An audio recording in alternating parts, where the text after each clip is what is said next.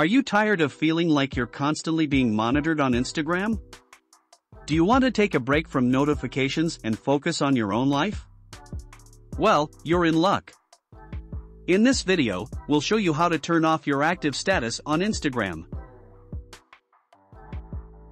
First, open the Instagram app on your phone. Then, tap on your profile picture in the bottom right corner. Next, tap on the three lines in the top right corner. A pop-up menu will appear like this, then tap on Settings. In the Settings section, tap on Privacy. Scroll down to Activity Status and tap on it.